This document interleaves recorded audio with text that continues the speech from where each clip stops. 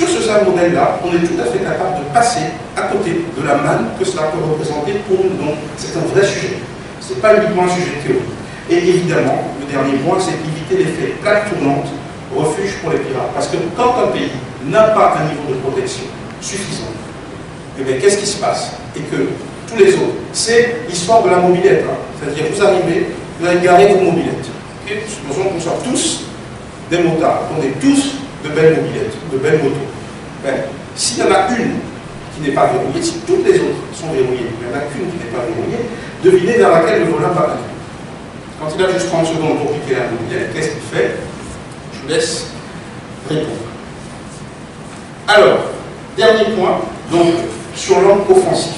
Donc on a un angle défensif, on a un angle offensif. Alors, la cybersécurité, pour moi, c'est un état d'esprit avant d'être des outils. On peut avoir des outils relativement faibles. Si on a l'état d'esprit qui est approprié, on va augmenter son niveau d'invulnérabilité. Ensuite, le droit, c'est un outil de régulation du comportement des acteurs publics et privés et des citoyens, c'est clair.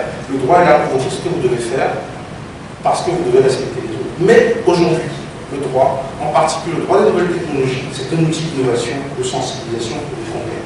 Par exemple, et de manière extrêmement humble et modeste, on peut essayer, à travers le droit, d'amener chaque opérateur ou chaque prestataire de services numériques à prendre une part active dans des actions de sensibilisation tant de ses collaborateurs que des clients que du public.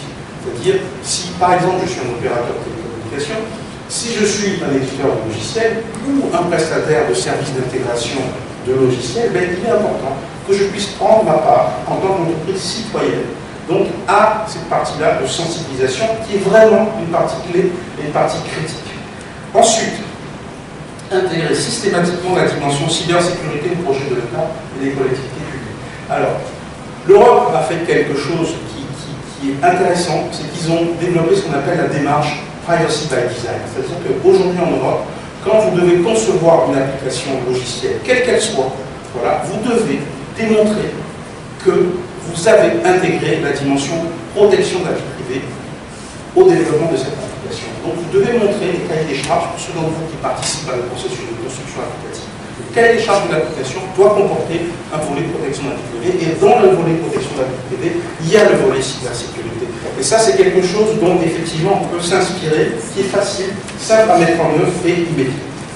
Également développer des accords de recherche fondamentale avec les éditeurs des prestations de solutions de cybersécurité, parce qu'encore une fois, c'est-à-dire dans une logique bilatérale de win-win, qu'est-ce qui coûte cher en Europe? C'est le temps de cerveau humain, c'est la matière grise. Voilà.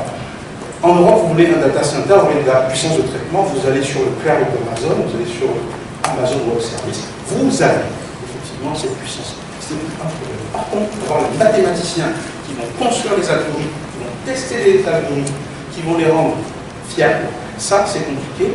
Et l'informatique, à ce stade-là, c'est essentiellement des mathématiques.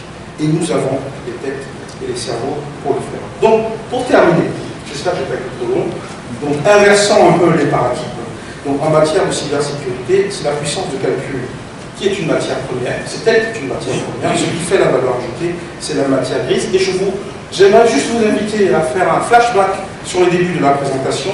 Rappelons-nous que le cours de l'histoire, le cours de la guerre, a été inversé par une dizaine de chercheurs qui travaillaient dans un manoir inconnu en Grande-Bretagne et qui n'avaient pas beaucoup de moyens à leur disposition. Pourtant, ces gens-là ont inversé le cours de l'histoire et permis le débarquement en Normandie. Voilà, je vous remercie de votre attention.